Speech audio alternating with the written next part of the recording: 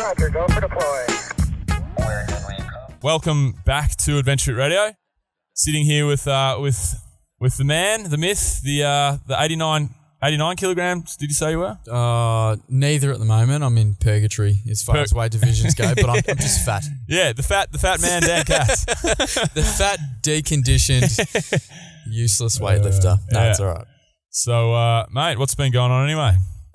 Not much, mate. Just like uni, been trying to rehab my shoulder, trying to get it right. So I think last time I was on the podcast, I was talking about how I injured my shoulder in the Commonwealth Games trials, and it was still there. Great place to do it. Yeah, so it's one of the smaller comps. Yeah, exactly. So it's the right place to. Oh, I guess you could say it's the wrong place to injure your shoulder, actually, but. Yeah, so it's still kind of rat shit, and I've just been doing lots of squats and piss farting around with little weights, unfortunately. But it was good. I had a national championships on this past weekend, and so I was doing coaching instead of actual lifting, which was it was interesting, but I definitely missed competing. Oh, for sure. Like I don't think I've missed a nationals in like a decade at least. That would be horrible. It was real shit. Yeah. And the thing is, like, if I'm just in a warm-up room, it doesn't, regardless of if I'm lifting or not, like, I'm lifting.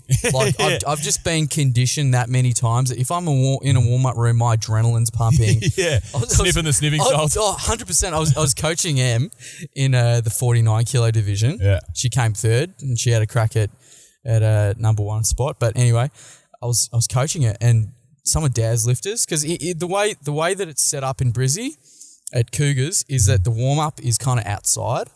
So Dad's lifters, who were like these young kids, were just kind of like hanging over the edge and just like looking in the warm up room, and they come up to me and they're like, "Dude, you look like you're about to kill someone. Like you were so pumped up right now." I'm just like, I'm competing right at the moment. Yeah. And would go out for a big clean jerk. I would chalk my hands. Like this is totally subconscious. I'm not consciously like, all right, get yourself. I'm just doing it. Yeah, yeah. And it's just so funny. Like you didn't have the sniffing salts before a big coaching like spiel? Yeah, I had them in my pocket. Oh, right. So Em, what do you need to do? 100%. I have a sniff of ammonia. Fuck.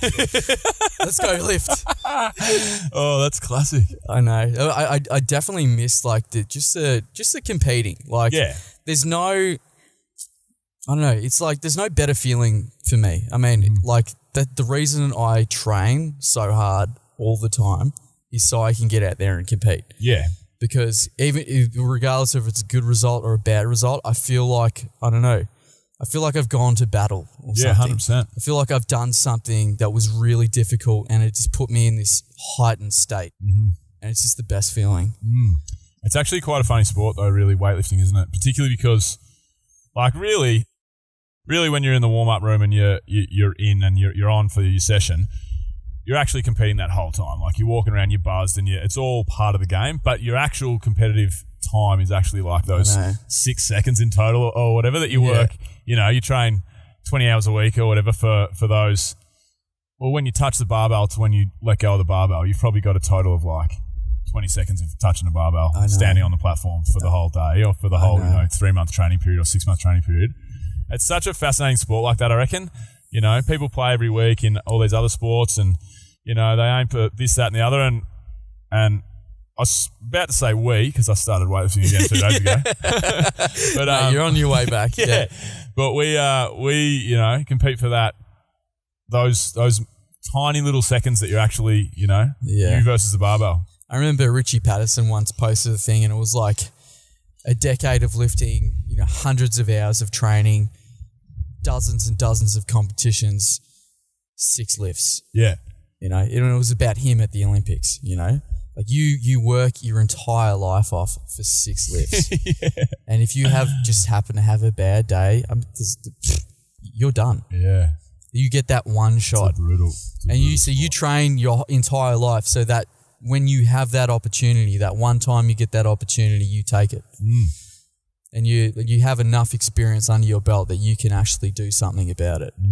It's like, I don't know, it's crazy. And the rarities, like the rare occasions when you're actually on, and you have that day, it makes all the shit you put up with like worth it. Yeah. All the injury, all the shit comps, all the bomb outs. Yeah. You have that one comp where you like, I feel like the most powerful man in the world right now. Yeah. Even though there's a dude fucking perfect. Yeah. That was the definition of perfect. If that wasn't perfect, I wouldn't have been able to do that. I'm a fucking animal.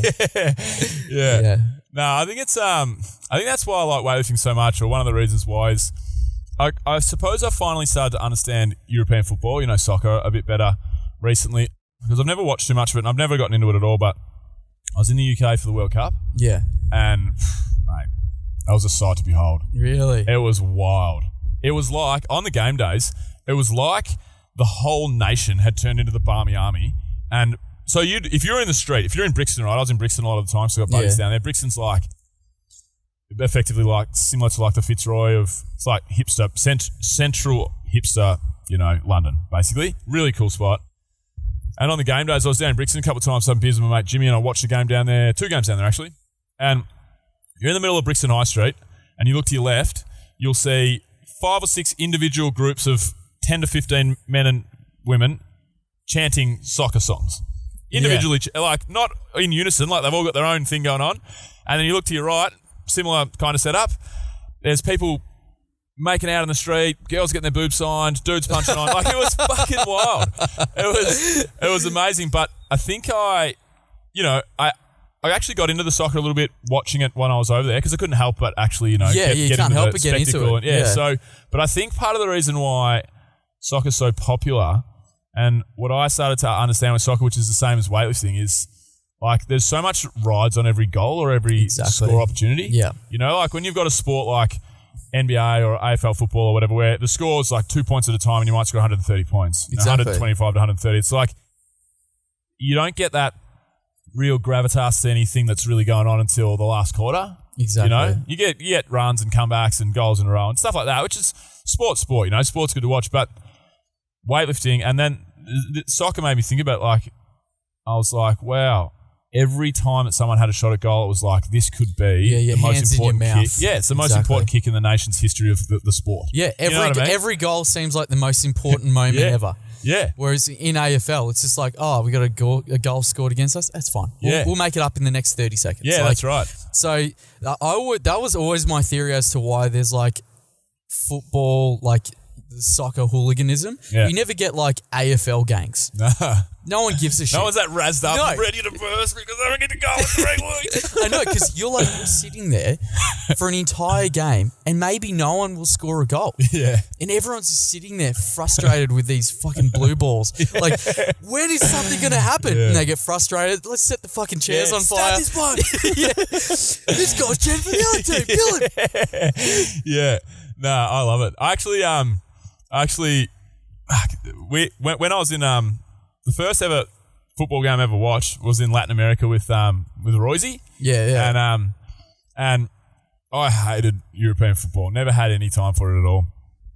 And we're in Bolivia, and there was this poster up in the hostel, and it said Bolivia versus La Paz. Sorry, the main capital city. La Paz versus Potosi or whatever. Potosi is a small town, but it's like some other town in Bolivia.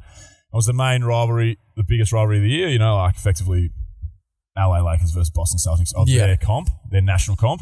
Yeah. And everyone was talking about it in the hostel, and it was just something to do, really. But me and Roisey, because we were so like Aussie and like against, soccer, we were like, fuck soccer. Fuck that shit. We're not going to watch fucking soccer. And then anyway, so everyone's getting up and about because there's all these Europeans and like even like Aussie crew and people that weren't into soccer, they were keen to go. So I said to Roisey, I'm like, do you reckon we go to this game or not? And he goes, nah, fuck that. I said, yeah, no, I'm with you. But I said, should we ask if there's any? They might. I don't even know who's playing. Like, I said to one of them, hey, what's the story of this game? Like, why is it getting promoted so much? Like, why is everyone so keen? And they're like, oh, it's the biggest rivalry in the nation. I'm like, yeah, well, rivalry. And they're like, nah, it's not like that. I said, oh, give us an example. They're like, example? Potosi came to Bolivia. Potosi came to La Paz last year. Lost 1-0. Everyone cleared out the stadium. Potosi went back that night, burnt the stadium down. What? And was he like, yeah, let's go. This is going to be sick. At least if we don't see a goal, we're going to see like riots and exactly. murders, maybe something like that. So we went, and there was literally riot squad against the fence the whole time, like riot squad police. You know, the police with the big perspex, like what would you call them? What's in like shields? Shields. Big perspex shields and fucking guns and batons all over them, helmets on. Full 100% rights. It was like it was the SWAT team basically guarding the stadium. It's insane. Yeah, guarding the fence so people didn't jump over. And all around the stadium was the same deal. We went there, and this put me in further disrepute with soccer after this. Yeah. We went there, 0-0 draw, not a punch thrown. God. Fucking soccer. You're like, I had this built up in my head so much. I was going to witness something great. Yeah. It's insane. So I just went and fucking stabbed some bloke on the way home. It was all good. Worked out right.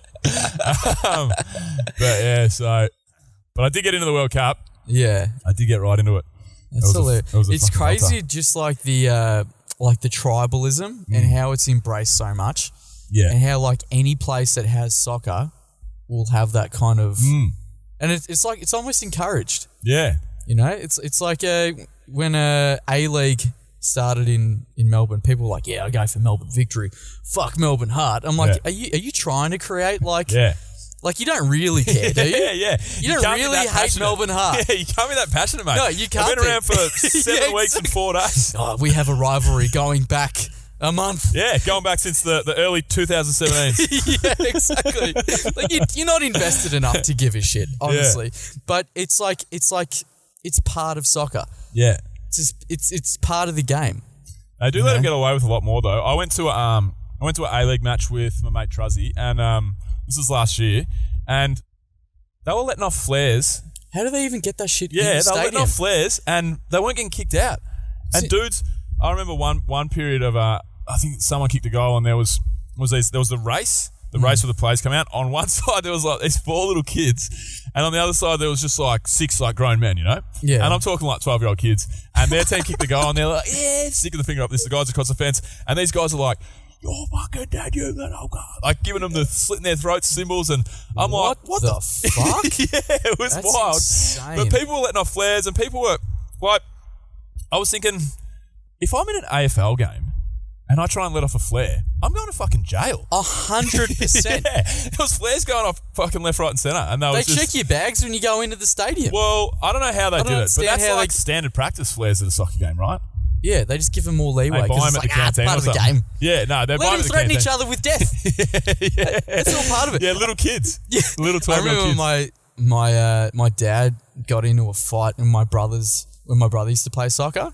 And they were playing like some South American team. It wasn't, but like everyone on the team was South American. Right. And Dad was sitting there, you know, Bentley East Strikers or whatever. And this team and these parents were like chanting, "Kill them, kill them!" And my dad just fucking lost it because he's like, "Oh, that's un-Australian," you know. That's fucking. I've seen heaps I know, of that shit. but it's like it's a children's match. Yeah. But you know, it's encouraged at even such a young age. It's insane. Yeah. Well, that's just Deros though as well. I reckon. 100%. Because I had that in local footy. Because I was as a junior. Really? Because I was this height when I was 12. Genuine. Really? I might have been taller. No, genuine though. I was that big, and due to the fact that I was that big, I was that good, that I was like league best and fairest, league leading goal kicker, captain in the league, best player in the league, all that stuff every year for like 3 years, 4 years in a row. Ruckman leading goal scorer. Yeah. First can time run I played, for all the children. First time I played in a league, so it's like that's like the first level of representative football. Yeah. I was ruck. This is the first possession, first game in the league. I grab it out of the ruck, kick it down forward, it bounces, no one touches it, it bounces. I run faster than everyone else, grab the ball, have a shot at goal, kick a point. Holy shit. In representative footy. And so I was huge. I was this like star of the junior scene, you know? And and we used to play down in Mornington. We used to play Mornington's like, especially now, Mornington's sweet. Mornington's a good part of the world. Yeah. Like the suburb of Mornington, not the peninsula, but the suburb of Mornington. Mm. But there's this area of Mornington called Tantai. Mm-hmm. So it's like Frankston with Pines. You know, Pines is like the Darrow end of Frankston. And then like, call it fucking South Melbourne of Port Melbourne, you know. Like, you can't really do it up here, but it's like the real rough side of the tracks. Yeah. And so we used to play down at Tantai, and I remember the dads of the kids, they would come up on the fence and they would tell me that I was like, I'd be playing full forward at one point, and I remember this one day, like very, very clearly, this dude in a trench coat, he was the dad of one of the kids, and he was telling me, he's like, "No, right, you're fucked after the game if you kick this goal, you little fucking whole game." Like this grown man threatening to, like, "You're fucked, I'm coming after you if you kick this goal. You kick that goal, my son, you're fucked, you little cunt." What? Yeah, it was wild. Fuck? It was wild. And That's insane. I used to play Hastings. I used to routinely hear, there's this dude, Dale, used to tag me. Dale, what was his name? I forget his name. He was not a bad bloke. I don't reckon he'd be doing too well these days, Dale. But he's still nice in a gutter somewhere. Yeah. But so Dale and his family were rough as, and Dale would be playing on me and he'd be like stomping on my toe and like fucking jumping punch me. And he punched me a few times and got in scuffles with him, whatever. And his parents, I'd hear like just throughout the game, I'd hear, "Fucking smash him, Dale." Like just, wow. It's a bit sad. Like some people just grow up with fucking deros for family, you know? I know. Well, like, what are you going to do? Hey, how are you going to soar like an eagle when you're surrounded by turkey? Yeah, that's right. Poor buggers born on the wrong side of the tracks. But yeah, back to weightlifting. Back to weightlifting, because we talked about this very, very briefly before the show, but I didn't ask you what I'm about to ask you now. So why are the weight categories all changed? Because the Olympics have basically, they want, like, for this Olympics, they want parity with the genders. Right. So there's the way it used to be hard to find 110 kilo girls. Yeah, well, they give weightlifting 15 medals. Oh, you mean 15 gold medals essentially? Yeah. Gotcha. So they gave weightlifting as a total 15 medals, and so there were 8 male divisions and 7 female divisions. And instead of giving weightlifting an extra medal, they've said you got to take one away. You got to get rid of a division. So what the IWF, in their infinite wisdom, decided to do was to have like basically 2 separate weight divisions. So like for the Olympics, there are 7 male and 7 female divisions. And then for World Championships and every other competition, there's 10 and 10. Really? Yeah, so there's different divisions for the Olympics and just for everyday competitions. That's a horrible Which is retarded idea. Because no one wants to be in a division that's not in the Olympics, regardless of if they're going to be in the Olympics or not. It's like, I don't know, in your mind, it's something that you're always going to aspire towards. Yeah. So the way it works now, you train years in one. You don't train to switch categories every 6 months. No. Or every 2 years or whatever. And there's nothing written down how, like, if you're training as an 89, what you're going to do. Like, do you go up to the 96? Do you go down to 81? So in the Olympics, it's only 81 and 96? No. So, it's a massive jump. It jumps from 81 to 96. So there's a 15 kilo. And they've gotten rid of the most popular division, 85s. Which was the 85s. We've just basically gotten rid of it completely. And so what you had on the weekend with the Nationals is you had, like, because I used to lift as an 85, all the 85s I lifted with last year have either gone up to the 89s or gone down to the 81s. So it's kind of been split up. Yeah. Like some people are really enjoying it. Some people are just looking like fat 85s. But it's, it's Present company included. Yeah. Mate, I'm not even lifting, so it doesn't matter. Yeah, but no, it's a weird setup that they've done, and I don't really know why they've done it, but and they introduced some weird categories, like there's a 45 kilo women's division. Yeah. And it's like, girls aren't that small. Nah. Like maybe children. Yeah, that's unhealthy. Yeah. That's there's no one that's 45 kilos. You're going to be recruiting down at the local anorexia clinic. 100%. Yeah. It was just like dwarf division. I always thought what weightlifting should have done is just get rid of the 56 division.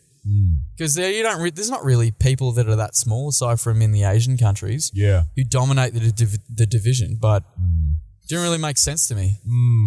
I don't think that sounds very good and bodes very well for the Olympics. Like, I feel like the Olympics is losing its luster. It is. You know what I mean? They keep trying to make it more relevant, like in adding like different sports and getting rid of the traditional ones. Yeah. You know, it's just like what the Olympics used to be is what I think it should stay. It's like who can who's the best at fighting? Who's the best at lifting the most? Yeah, swimming, who's running, the best at jumping. running and swimming and sprinting? And it's about, I don't know, exhibiting the best of athleticism. Yeah, I agree. opinion. Yeah, well, that doesn't really bode really well, though. I think, like, fuck, if you want to have the Olympics as, like, if you think of, like, the Olympics is the pinnacle, right? And World Championships would be second, and then, like, whatever, national championships after that, or European championships, or whatever you want to call it, Commonwealth Games for us. But that really makes it quite difficult for people to be. It makes it nearly worse because instead of having more people spread across more categories and have it nice and even, you're going to have a shitload of people trying to make one of the Olympic categories. Yeah. Is that right? Is that what's probably going to happen? Well, the other thing is that they've also, like, they're trying to decrease the amount of people that can go to the Olympics. So there's no B divisions anymore. Yeah? No, it's just A divisions because they're trying to save money. Far out. You know, so basically they're going to make it even more elite than it ever has been and more inaccessible for normal people instead of drugged up freaks, which is basically all it's going to be. Fuck, I mean, that's what the Olympics is. It's a freak show of drugged up athletes, essentially. Yeah. And I don't know. It's just, I think the whole drugs in sport, I think people are much more aware of it now as well. And I don't know. The event loses its appeal if it's not like an ideal to strive towards, if you know what I mean. Like I was talking to someone and they were talking about how with the CrossFit Games, for instance, you should just say, let people take drugs. Yeah. And I was saying, no, you can't do that because Can't do it for kids.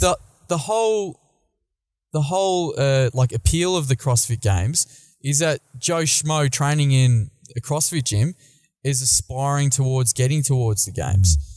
And he thinks that the athletes there are clean and they've done it through hard work. Yeah. If you all of a sudden say, nah, they're just drugged up and that's the difference really, like you lose that sort of ideal to strive towards. Like, Yeah, I think it's really tough. I think the biggest thing with that I've always thought is just young kids.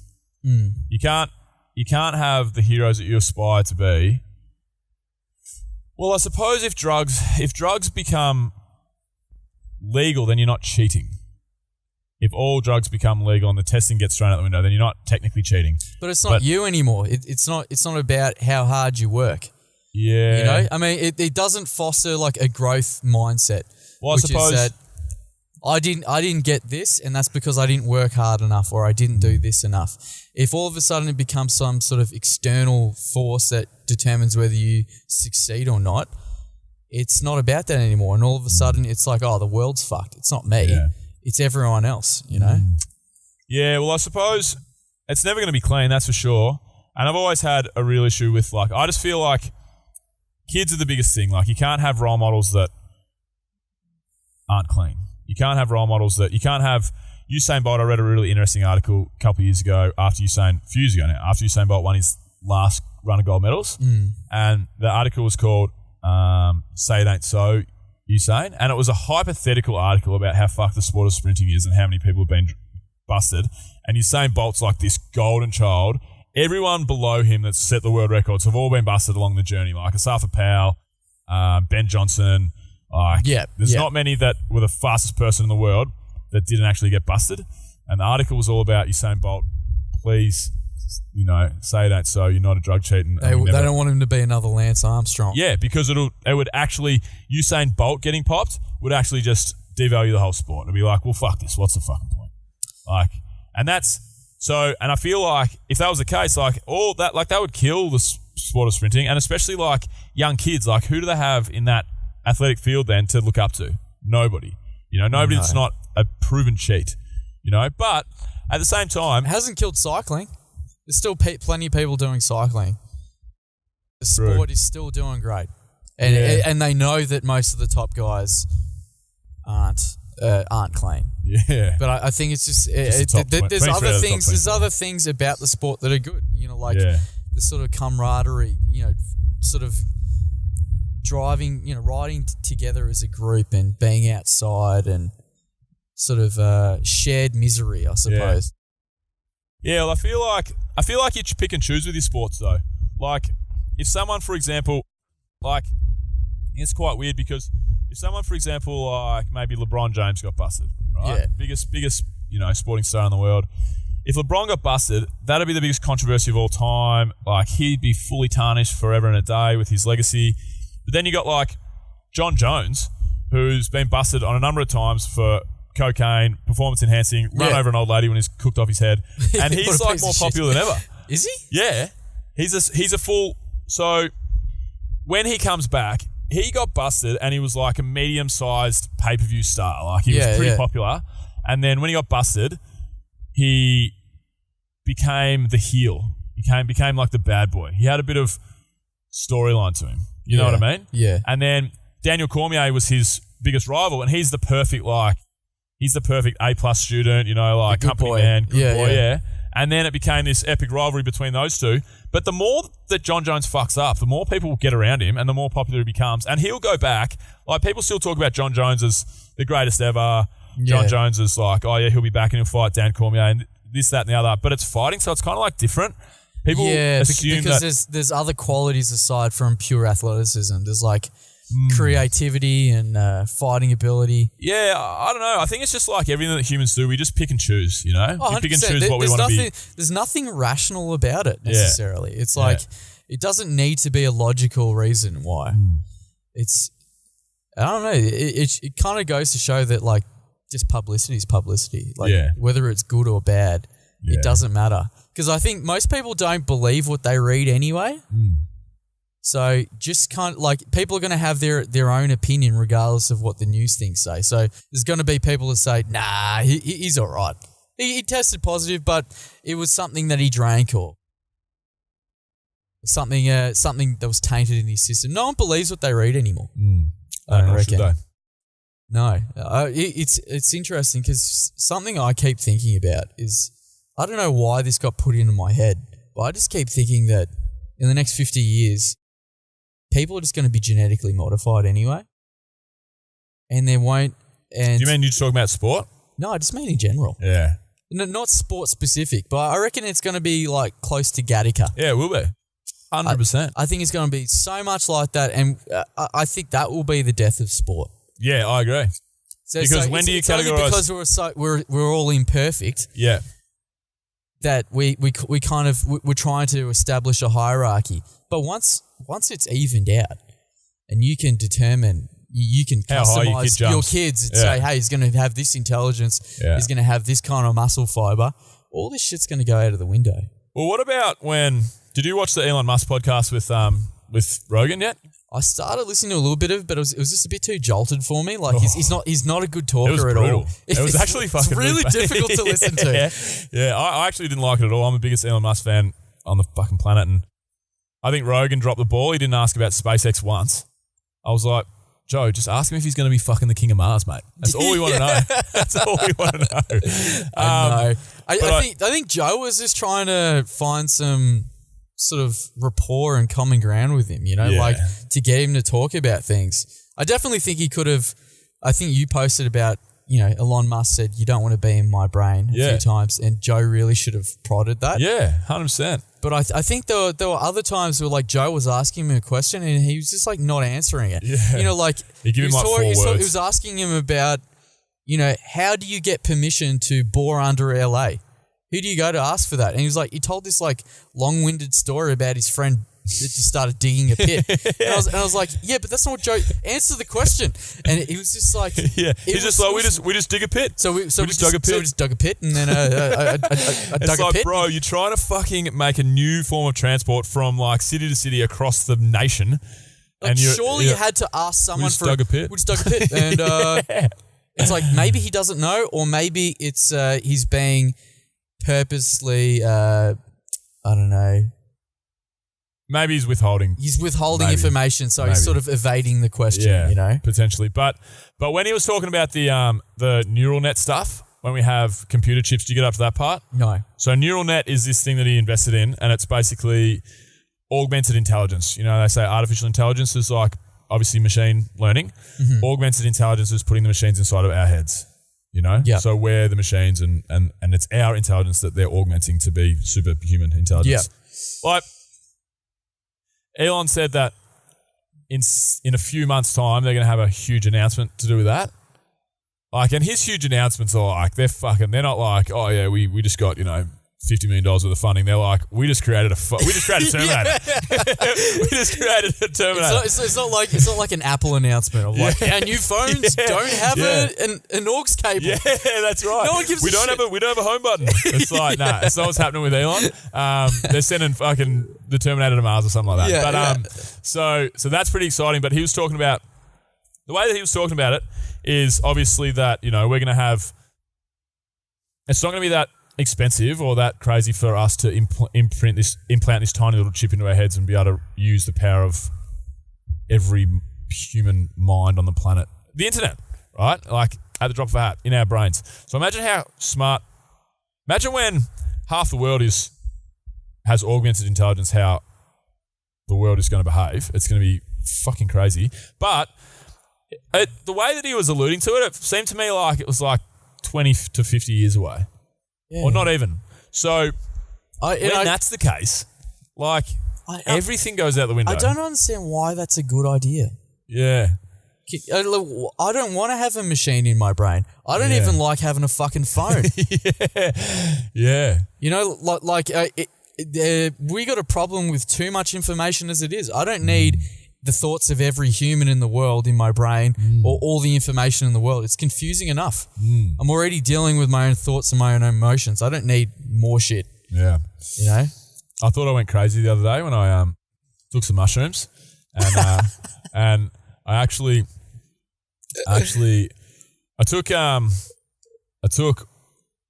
so with the reason I'm telling you stories, I thought I went crazy and I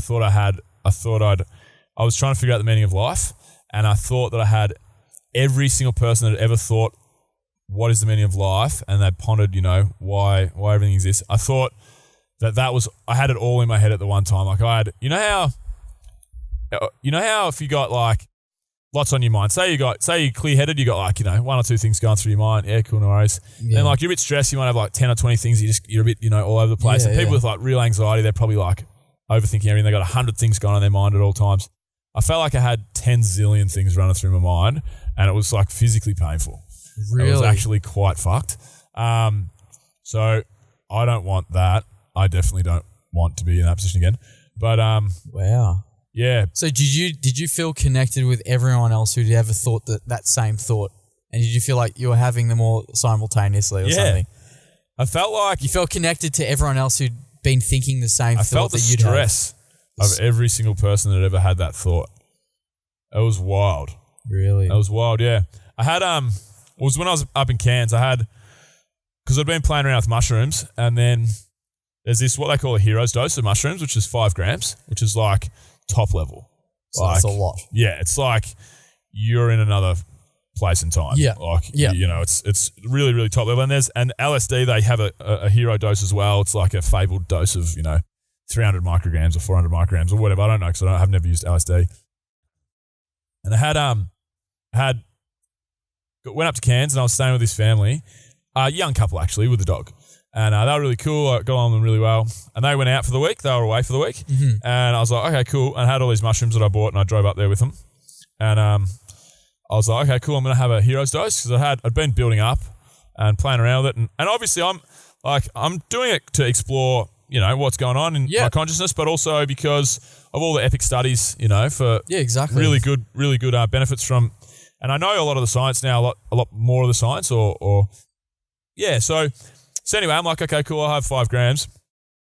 So I had them. It was about 5 in the afternoon and that was no worries. I was kind of feeling pretty good. I was kicking around on the couch with my dog and with Ziggy and this other dog that was over there. And kind of felt like I melted away. They talk about this a bit, like melted away and couldn't really feel myself. I could just feel my thoughts. Dissociated? Dissociated. I was just like, my body had melted away. I had my thoughts and I actually could not really move very much. I was pretty comatose. I was just like really struggling to get around. It's a shit feeling, isn't it? Yeah, it was fucked. And then, but I had my phone. I was taking notes of like things I was thinking. I was just like laying there with Ziggy. And then what happened next was, I believe I've done some dumb stuff in my time, like some seriously dumb stuff. And I reckon this may take the cake of all the things that I've done. And so like when you're taking mushrooms, you should really normally have a spotter. Yeah, you should have someone with you to look after you. Yeah. Which I've never done.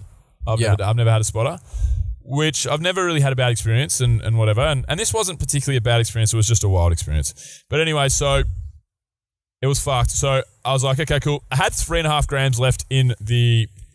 Well, for starters, I thought I had 5 grams, but I had 5.5 because they were 0.55 grams rather than 0.5, these caps. So I actually had more than I thought. But I thought I had 3.5 grams left, so more than that in the fridge. And I was thinking to myself, when am I going to have... I've had 5 grams of mushrooms at this point. I'm not thinking super clearly, but I'm also like, I've got 3.5 grams left. I'm feeling pretty good. When am I going to have 3.5 grams? 3.5 grams of pussies. Oh no! So I was like, "Fuck it, I'm going to go have all of it." Yeah, I'm going to have the rest. So I walk out there. Oh man, I can't believe I did it. Anyway, so I have these other 3.5 grams. Like I said, it was actually 0.55 of it was in this capsule rather than 0.5. So truth be told, I had 9.5 grams, nearly, pretty much in the end. Holy shit! And then so it's a lot. So it's really a lot. Way too much. And then anyway, so the next 6 hours. So firstly, I was like, yep, cool. And then everything started. I wasn't like, because I was like just really peaceful, really disassociative, really like comatose. And then it just became like, woof, everything hit me at once. And visuals were all over the place. The whole world was shaking really. It was quite like, whoa, this is hard to fucking hang on to. Like reality. Overwhelming. Yeah, it was quite overwhelming.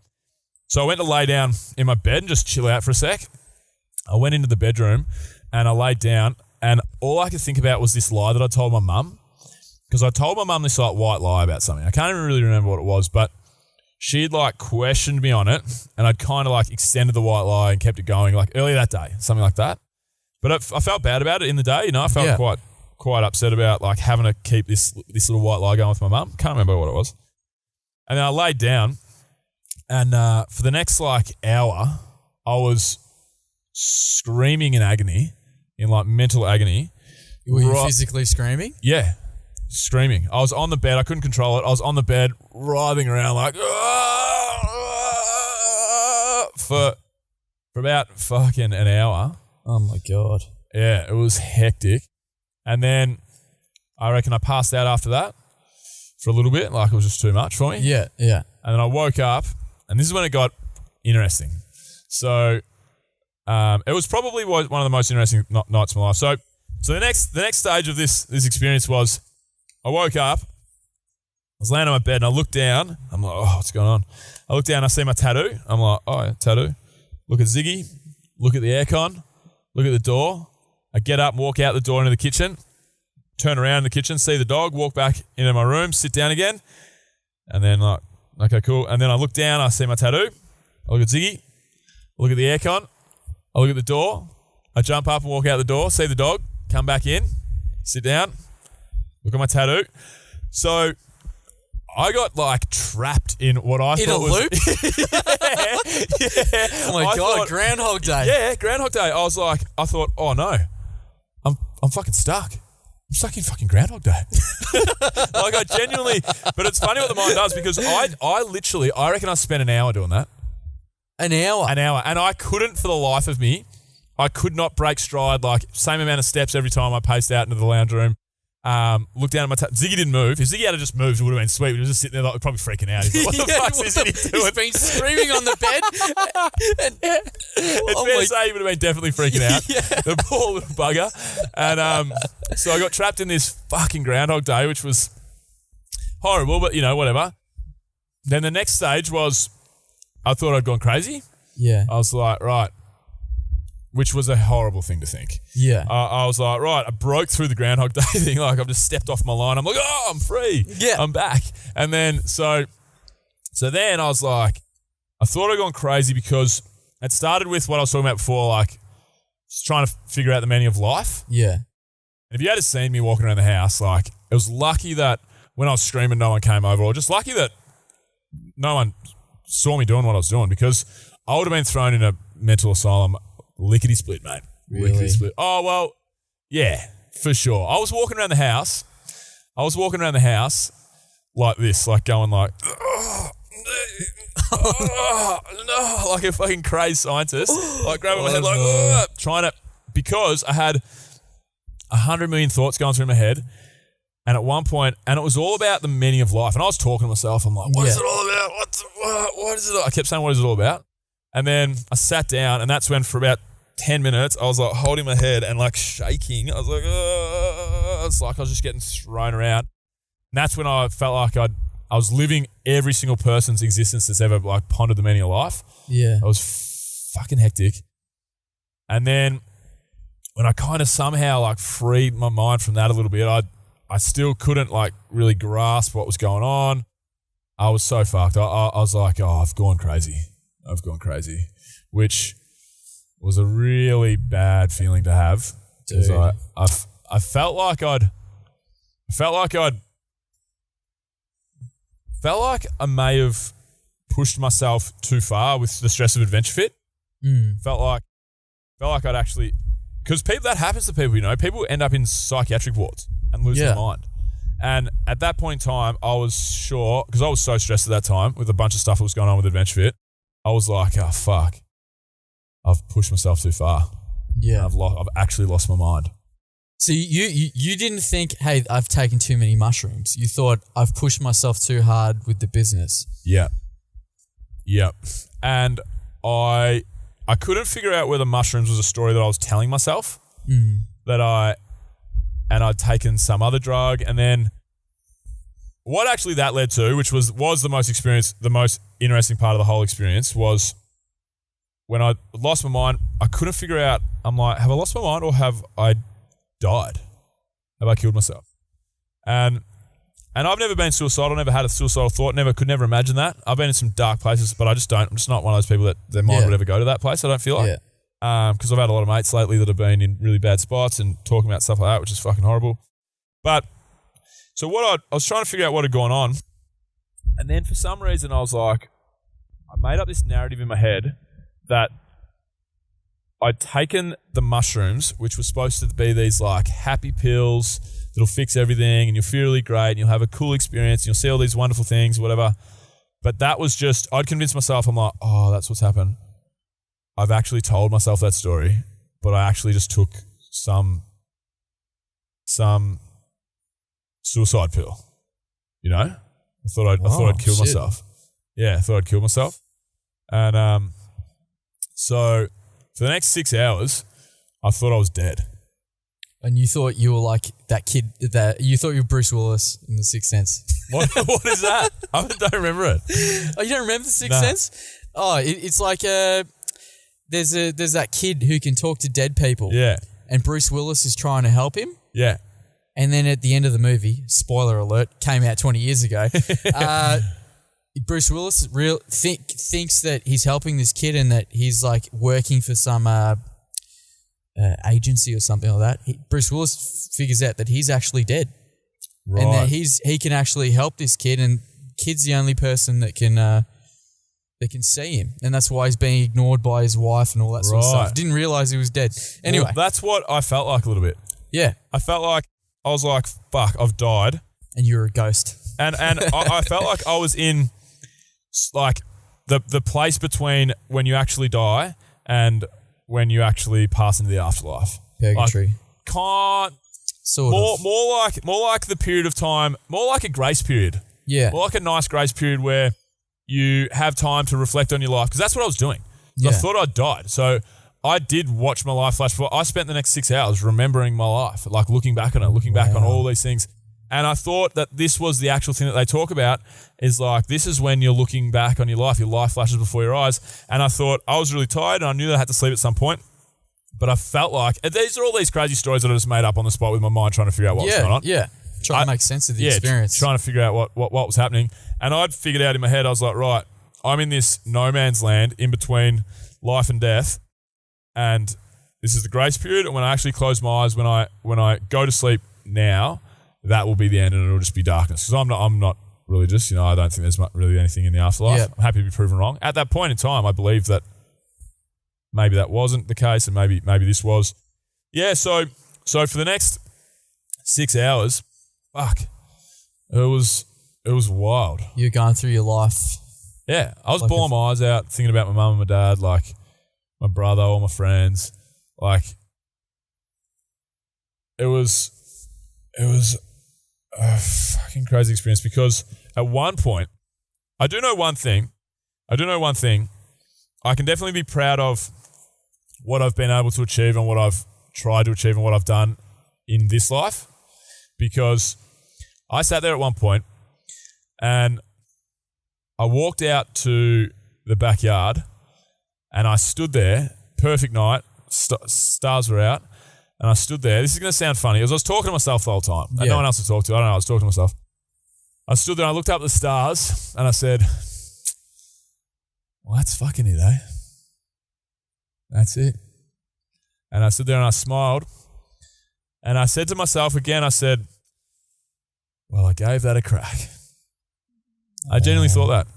So that was cool to know, that was cool to know that deep down, when I truly at that period in time believed that I am dead and there's no more life to be lived, I was really, really, really, really sad, really sad. But I was also like proud and kind of content, a number of emotions really. Yeah. But it was a strange experience. One thing that I kept saying and looking up the stars and thinking about was I had this thing in my head which is, what is love? Like I kept thinking like, what is love? Like, fuck, what is love? Because the biggest question that I had in my whole entire, out of everything that I was thinking when I thought I was dead, the biggest question that I had is, what is love? Which is like you didn't know what the feeling felt like? I couldn't figure out whether, I've had probably 3 or 4 instances where I feel like I was probably in love, But I never had the love of like, thinking that you're going to spend the rest of your life with someone, love of like starting a family. And maybe I wasn't in love. Maybe I was just like super into these girls. And it was just this question that I couldn't evade. Like it was right there the whole time. Like it was the biggest thing that made me have a heavy heart. You felt like you hadn't experienced it. Yeah. I feel like there's much more in that realm that I haven't experienced, and that was quite sad to me. I was like, fuck, I guess I'll never know what the truest, like really deep, passionate love for someone or something or whatever. I was like, I know for a fact that if I don't die of a mushroom overdose in fucking cans, in the next time I go up to cans, that I would back myself in that I'll probably at some point in my life love someone harder than I've ever loved anyone before. Yeah. I plan to have kids and a family and this and that, so I felt like when I thought that it was all over, I felt like that was the one thing that it was more important than the meaning of life to me. Like I was like, I guess we never find the meaning of life. I guess because when I went through that thought pattern of everyone's questions of what is it all about? What is the meaning of life? Why are we here? I just, I came to the piece of like, I guess, we don't fucking know. And I'm dead. I'm in the afterlife. There's something going on here and I'm not getting told what's, I guess it's just one of those never-ending unsolved mysteries. But I was like, yeah, cool. I'm happy with that. I wasn't happy with the love thing. I was like, fuck, I really want to know. So you gave you like, if I did die, this is what my regret would be. Yeah. That's crazy, dude. You had like a deathbed moment. 100%. I genuinely swear to you, I thought I was dead for 6 hours. That's insane. Yeah. What a profound experience, eh? It actually was, like all these mushrooms experiences I've had. Yeah. Nothing, people are like, oh, what was what came at the end of it, what was the overall overarching, and I'm like, fucking, a lot of the time, nothing. Yeah. I didn't have a profound experience. I had some hallucinations. I really loved music. I was really in love with the nature that I was around, and some stuff. I've had some stuff come up that I've taken a bit away from. Yeah. But nothing that's like this. Like that was whole, like I got to assess my life. And yeah, it was actually quite funny as well though, because I had this feeling when I died. I felt really, really somber and really like heavy-hearted, and I kept thinking about my mum and my brother. I couldn't figure out, and my friends, but my mum and my brother mainly. Because I couldn't figure out why I was dead. So I knew that technically you're not supposed to be able to overdose from magic mushrooms. Yeah. And I was thinking, oh, there's always got to be a first, doesn't there? just my luck have beat me. Yeah. So I wasn't sure like, how I'd gotten to being dead, but I was like, I was sad that I was, and I was like, fuck, if I actually killed myself somehow or whatever, like I hope my family don't think that I took my own life. Or I was really sad. But one of the funny feelings that was going on was I actually have never, and I don't think will ever have. I don't think I will ever again feel as at peace as I did when I was dead. Really? Yeah. You felt at peace? I thought you felt sad. And I did feel all that, but I also felt the biggest sense of relief and peace that I've ever felt. But was there a moment where you kind of let go? Like were you resisting it to a certain point and then you kind of let go and then you were at peace? Yeah, a little bit probably. Yeah. I kind of like, when I went and looked out at the stars, I had a few moments like that where I was like, fuck, that's it. That's all there is for me, Yeah. And yeah, I was really sad, really disappointed. I felt like there was lots of unanswered questions. I felt bad. I felt upset with myself because of my family. And I'm talking like I spent an hour or two of this 6-hour period like bawling my eyes out. Yeah. Fucking thinking about things. But the peace thing, I actually felt, I was so relieved. I was like, well, you know what? I fucking gave it a crack. And what I mean by relief is I didn't have to worry about AdventureFit succeeding. I didn't have to worry about me being cool. I didn't have to worry about me trying to find the fucking girl of my dreams. I didn't have to worry about my credit card debt. All I had was the ability to look back on the life that I'd lived and appreciate it, Yeah. And when everything else has gone away and you have no stresses, I was like, well, there's no point me stressing about being dead. Yeah. There's nothing, that's it. The door's closed. Be happy with what you've got and what you've done, Yeah. And the experiences that you had. So that was a wild, wild feeling and thought in itself, It actually totally made me reevaluate my whole life. To be perfectly honest, this whole experience might have been the most important experience maybe I've nearly ever had. Yeah. I might look back on it in 5-10 years' time and say that, because it was only a few months ago now, but like the way that I run my life with AdventureFit and trying to make it work, like I realised then and there that that's not important to me, It's not that important to me. Yeah. Like my best mate since 4 years old, has been suicidal, tried to kill himself a few months ago. And he's been suicidal, so I've spent and all the boys have, I've spent probably 4 of the last 5 or 6 weekends with him and like trying to catch up and whatever, trying to help him through it. And I reckon we've gotten him through the toughest part. But like, I lost a little bit of motivation to really just go ham on AdventureFit at the moment because that experience and like my best mate being suicidal and, it just made me think like, what's it all for? Yeah. In a good way though. Yeah. In a good way. What's it all for as in like, why? Because I hate the fact of how much we work in this society. I think it's a fucking load of shit. I think we're so smart. But why do we have this system where we work 36 hours? No one in fucking corporate anything works 36 hours a week. They work 50 or 60. Yeah, I know. It's fucking crazy. It's crazy. Try being an entrepreneur. Try and get something. Try and live your passion. It's wild. So yeah. So it just put everything into perspective as in like, I want to continue to make AdventureFit succeed. I want it to be a really positive impact on people. I want this, that and the other.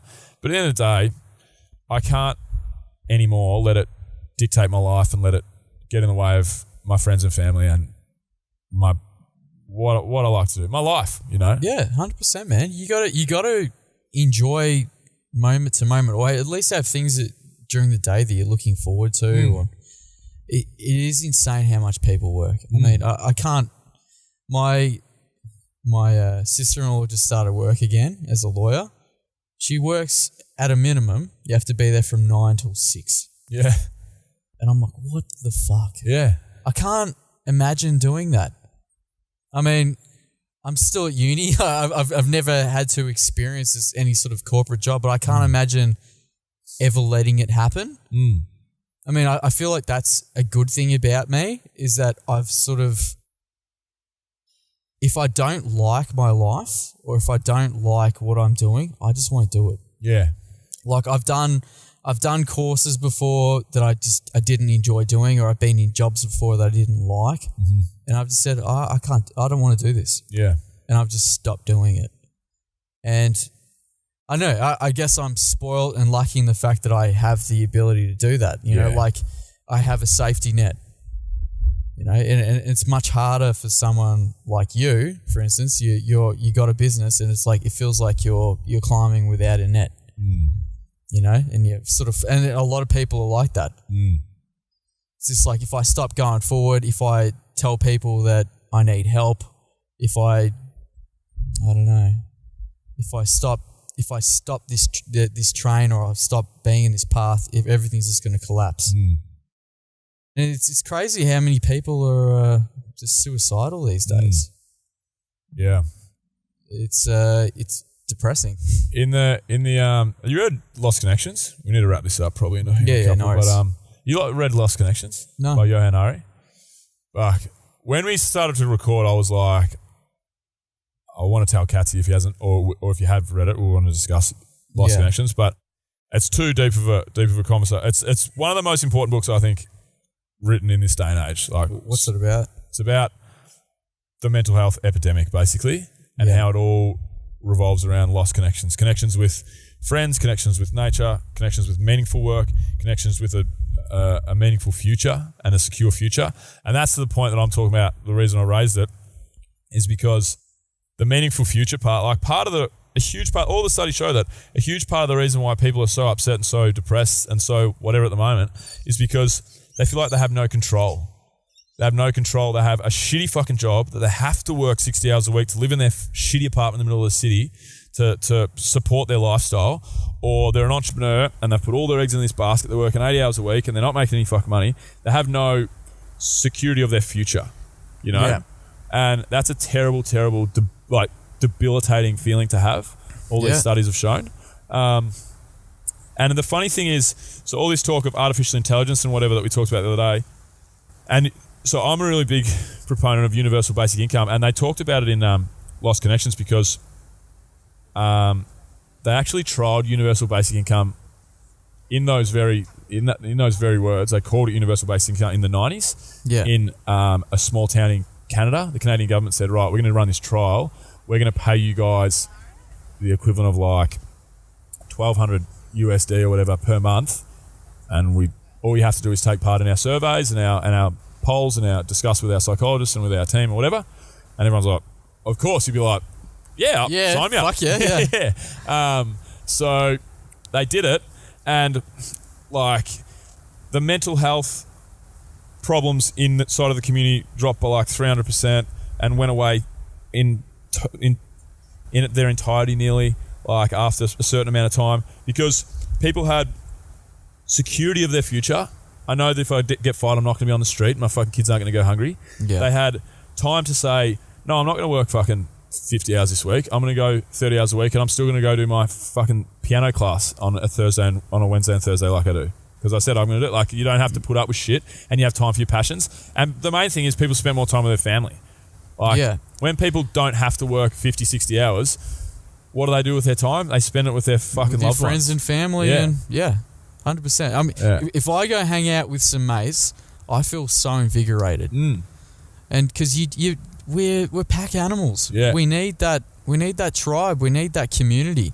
If you're sitting by yourself in a cubicle all day, doing totally meaningless work that won't matter in another day. And it's just, God, it's just. I still don't understand how universal basic income will work, though. I mean, like, the money has to come from somewhere. Do people work less? Or do they not work at all? No. So the way because people say, universal basic income's not going to work because people need to feel important. They need jobs. They need, they need to feel like they're putting things into the community, so on and so forth. So basically, say 50% of our jobs get taken by computers. So that means technically there should be still the same amount of money in the economy, but 50% of the hours worked, right? So a lot of that money is going to go to, it's just going to go to the greed of corporations because that'll just happen. Yeah. But hopefully they'll fucking siphon 20% of that revenue into universal basic income, which would be you pay people, everybody, I believe, is how, well, actually, I don't know how it's going to work, but I think that everybody would get a wage. So basically, everyone would have enough money to buy food and stay off the street and, stuff like that. And the way that I look at it, the way that it worked in Canada, nobody became fucking bludgers. No. Nobody was like, I don't want to work. There was just, so say because at the moment, the way the economy works, we have a 40-hour work week, but we probably have a 50-hour work week across the world, maybe. Oh, when you take in commutes into account and all that sort of stuff. And just I feel like that might be the case. Maybe let's just say 40. Let's just say 40, like what the technical, standard terms, 40-hour work week. So if there's 50% of our jobs have been taken by computers, then the way I look at it, the way I think it would be a utopia is, cool. Everyone works 20 hours. Yeah. Share same amount of work done by more people. It doesn't mean that people stay in 40 hours a week and some people are unemployed and just living off the universal basic income. It just means that we don't have to live to fucking work as slaves. 100%. I mean, you want to... Yeah. I mean, Richard Branson was saying that the other day. I read that he wants people to work 3 days a week. Yeah. And that's probably, if we can do it right, that's probably a reality. A possibility anyway. Because... And people are like, if you're only working 20 hours a week, are you going to be connected with your work, blah, blah, whatever. I'm like, fucking give me 20 extra hours of the week. I'm going surfing. Exactly. I'm going to study Spanish. I'm going to fucking go out to lunch with you after this podcast rather than fucking go and sit on my computer and do more work. I'm very happy with an extra 20 hours of spare time in my week. Mate, you'd be crazy not to. Yeah. I feel like there's this sort of rare people in the population, like Jordan Peterson would talk about this, that have to work. Yeah. They're just highly conscientious and they have to be doing things. Like my brother-in-law is one of those people. He gets home from working 9 to 5 and he gets annoyed at my sister if he doesn't have dishes to wash and clothes to fucking clean. Because he needs to come home and be doing things. Yeah. And so I feel like there's the rare few people that are like that, and then there's the rest of us. Yeah. You're don't want to be fucking working all the time. I need to switch off. Yeah, for sure. I've got a great work ethic. I get asked by people all the time, how do you have the work ethic to work so hard? Where'd that come from? I'm like, where'd it come from? It came from necessity. I wasn't born with I don't like doing this. This is not my default. The moment adventure it's comfortable to, I'm not looking over my shoulder, I will not be working this hard.